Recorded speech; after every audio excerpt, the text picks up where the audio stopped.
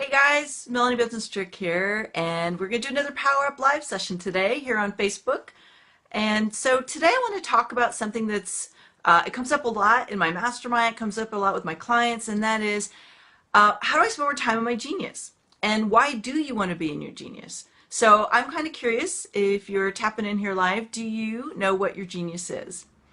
And if you don't know what your genius is, we'll talk about that a little bit later. But we have to understand that there's different activities and different tasks that we have to do in our business, right? And many of the tasks and activities we do have to be done. So we got to get the receivables done. We need to make sure we're doing our marketing. We have to sell. We have to plan. There's lots of different tasks and activities. But a lot of these tasks and activities aren't necessarily ones that light us up and fuel us.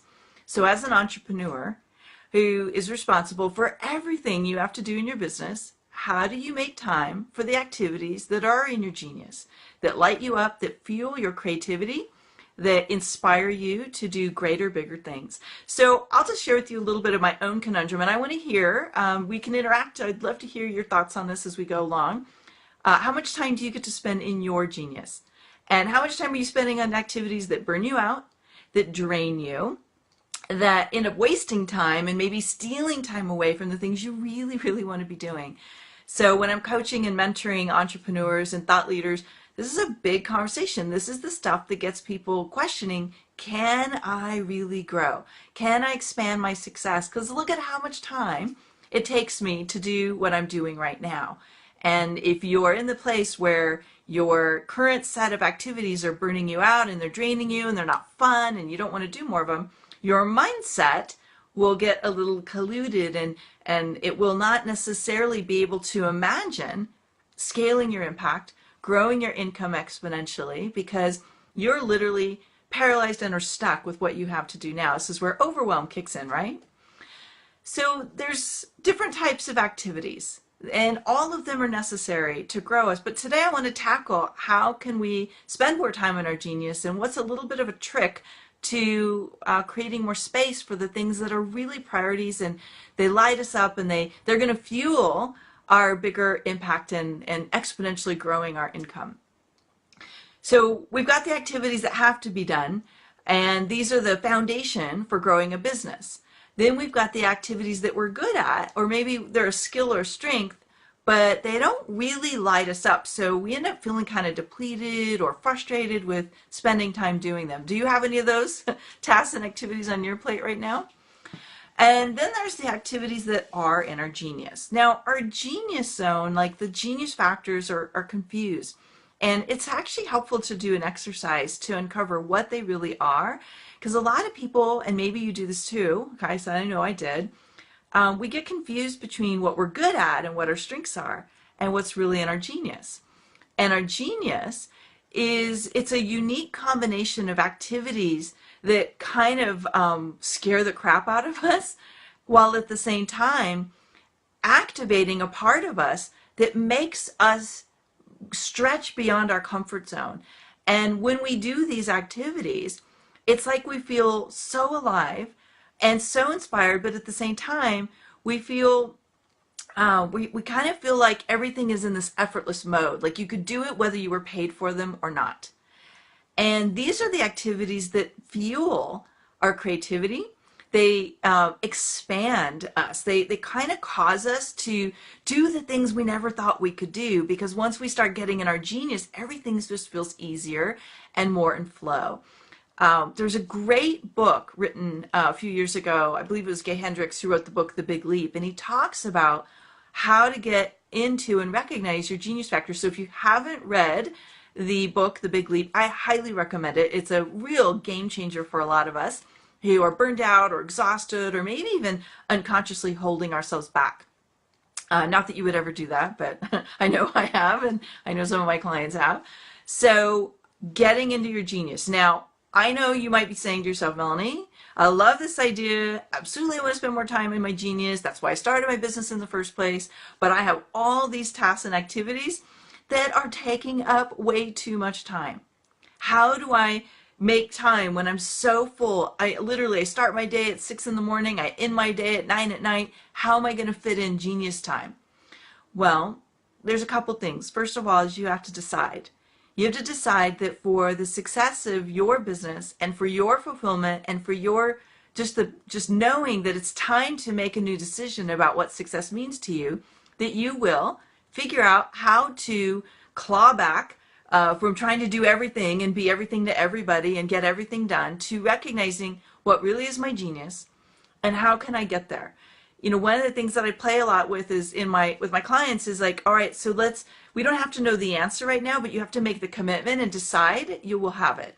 So decide, I'm going to spend more time. I need at least 20% of my week. I need at least 50% of my week in my genius zone.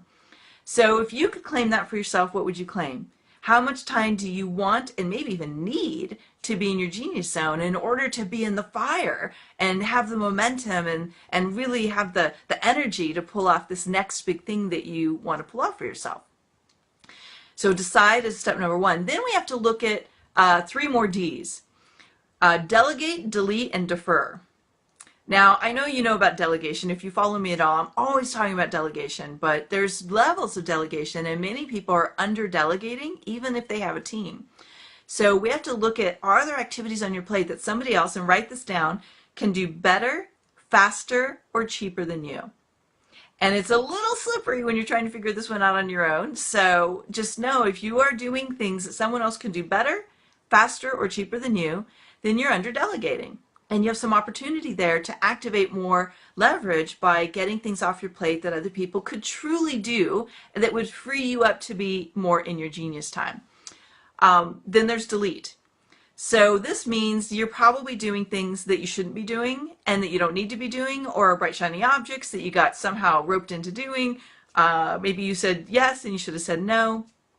So this is about getting really ruthless with your own time and energy, recognizing where you are investing time in things that aren't your genius and aren't really lighting you up, and getting yourself back on track by deleting commitments, activities, tasks, maybe even business offerings and roles that really truly aren't aligned with where you're going. And they may have made sense at one time, but now they're not. So I know that one's hard. If you got to delete some things, it can be a real emotional tussle to let it go, but there's a huge payoff at the end. And then there's defer.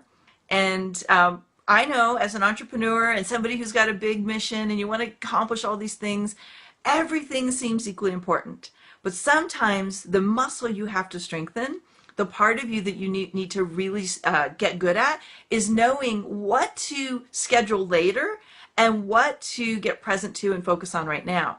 So prioritizing, okay, this is what I'm going to do today, and I'm not going to do those 7 other things that are really tempting and would actually probably make me money, and I really want to be able to get them done.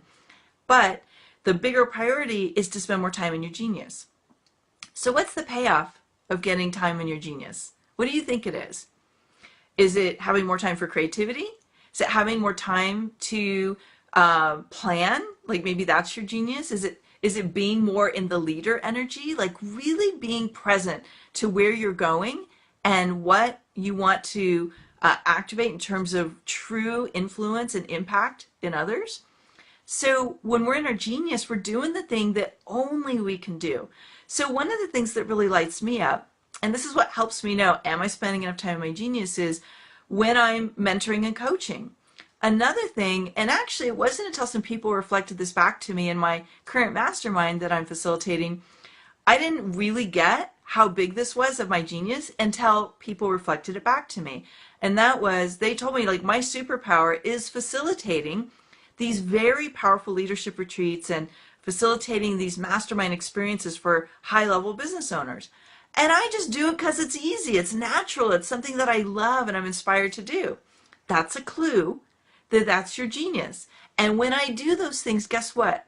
I have unlimited, abounding energy. Like I'm on fire, I come back and I'm so clear and I'm ready to do all these things. But when I come home from one of those events and I get sucked into doing things that aren't my genius, guess what happens to my energy? Wah, wah, wah, right? It's like it just shrinks. And that's why it's so important to make time to get into our genius, to give ourselves and our clients and our team and our community and our families, the gift of us being in our genius, we are different people. We're better. We're in a better version of ourselves. It's almost like the best part of us wakes up and comes to play in our business. We make better decisions. We have a fresher perspective. We have the clear picture, like there's a perspective shift when we are in our genius. And truthfully, the game that we're playing called entrepreneurship has a lot more at stake and a lot more power behind it when we're doing the things that we were born to do. So that's my take on the experience of being in our genius. Now, the key is you have to define what being in your genius means to you. And it won't be the same for everybody. And you knowing what your genius is key to you creating a better version of yourself and awakening a better business model and really stepping up your game and being more impactful and more inspiring and more influential as a leader to your clients, to your community, to the people you serve, and you know, your business. And we have to do that if we want to grow and impact more people.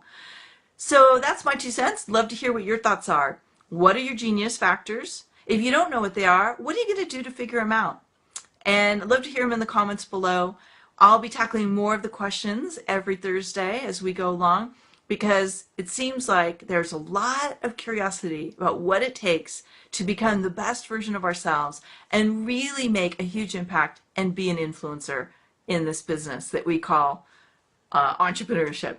All right, it's been lovely talking to you and connecting with you today. Look forward to seeing you again next week. Bye now.